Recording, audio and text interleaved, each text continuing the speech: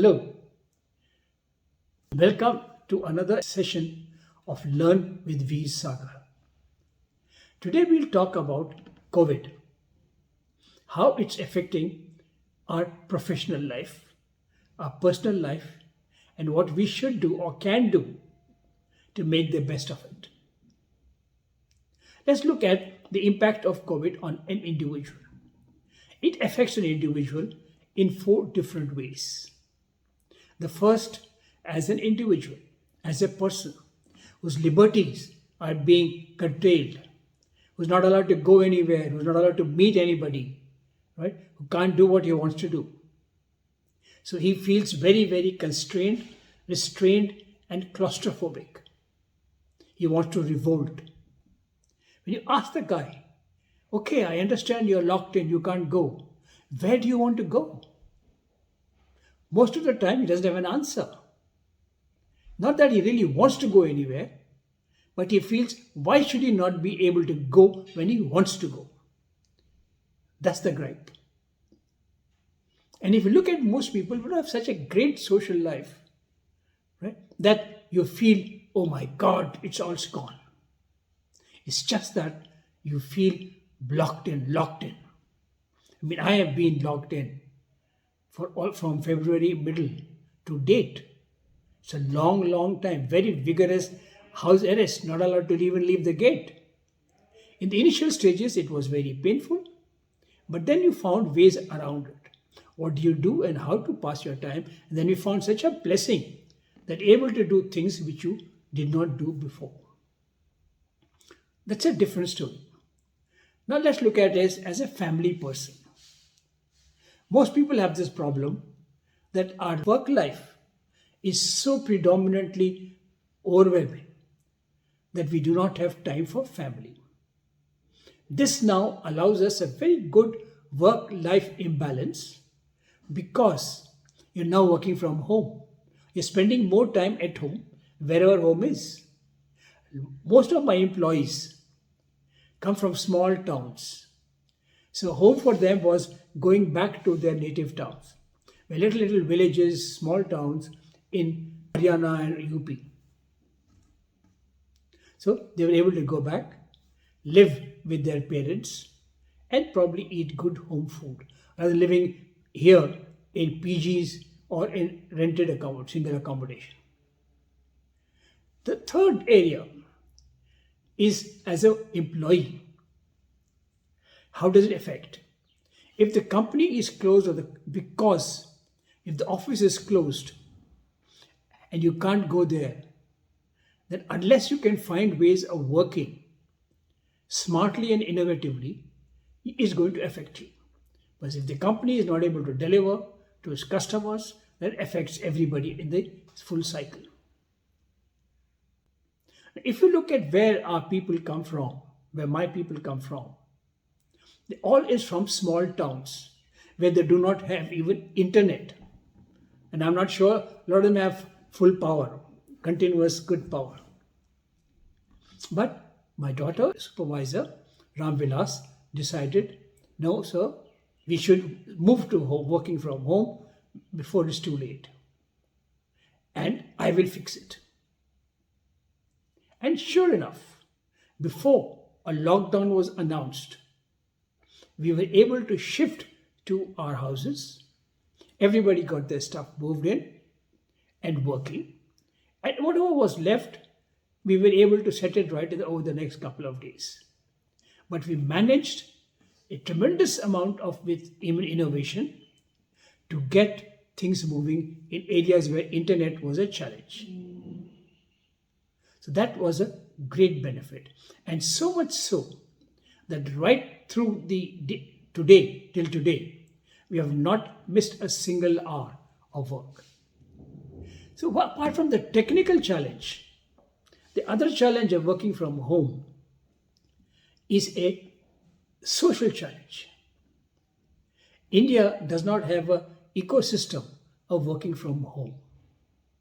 Unlike in the West, where working from home is an established thing, India working from home generally meant that you're not working today, you're going to take an unofficial day off. You'll be available on call on any answer that is required, but by and large, you're going to be at home. And when I said that to my wife that I'm working from home today, the first question is there a cricket match on? So that is what it meant. Working from home meant a unofficial holiday. So that has to change. That thinking has to change. Now, working from home meant working, serious working from the house. And that can only happen if your mental thinking changes of you and the people around you. So, how do we do that? So, the first thing we did was we said when you're working from home, everyone must know that you're working from home and should not be disturbed. So, create an area for yourself and call this work area. It can be anywhere. It can be a small table at the dining room, in the veranda. It can be anywhere. It's an area where you have a table and a chair and you sit down there and say, this is my office, this is my work area, and when I am sitting here, I'm working, I am not to be disturbed. And people recognize that, oh yeah, sitting there is you're working. Secondly, when you are working, there is no such thing as working in the bed, lying down in your bed with your notebook, or in your night suit, or in your pajama and a banyan. None of that. Work hours you declare to yourself that I'm going to work from this time to this time, from this time to this time. Those are my work hours. And since you're working from home, we did not have any supervision. We did not ask anyone, tell us, show us that you're working, give us proof that you're working. Nothing. You work whenever you want it. Each person has his own time schedule. But when you're working, then you have a shower, change into working clothes, and then sit down there and work. The only restriction we put in was do not work for more than 4 hours at a time. In the office, you get breaks, tea break, etc. When you're working from home, you don't have such a luxury, but that doesn't happen because the time schedule is not there. So in order to also encourage that and make it good for both sides, we introduced incentive schemes.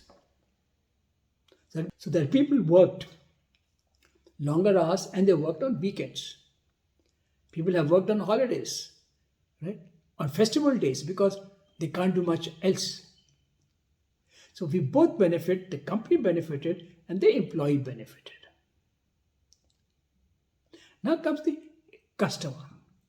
The customer benefited because there was no break in service.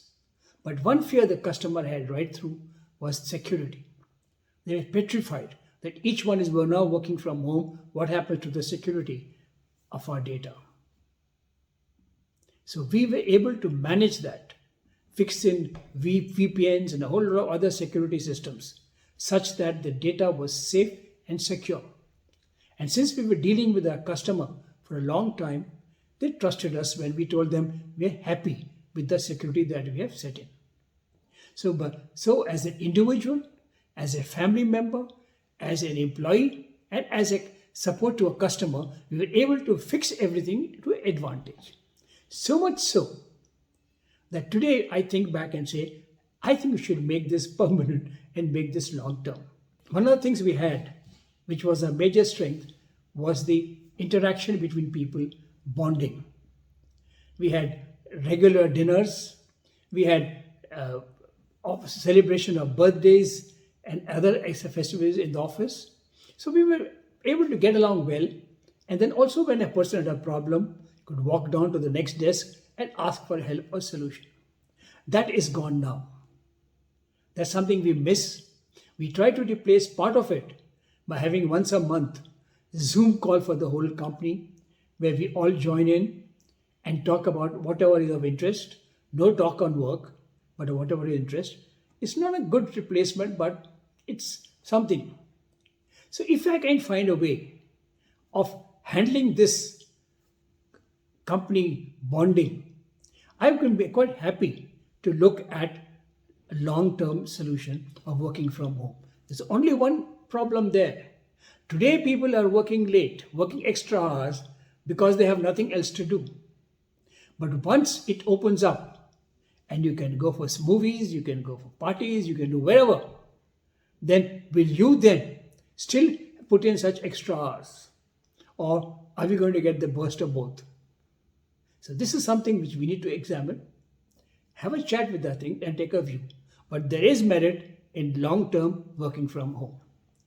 Okay, till next week, this is Veer Sagar saying goodbye. Thank you very much.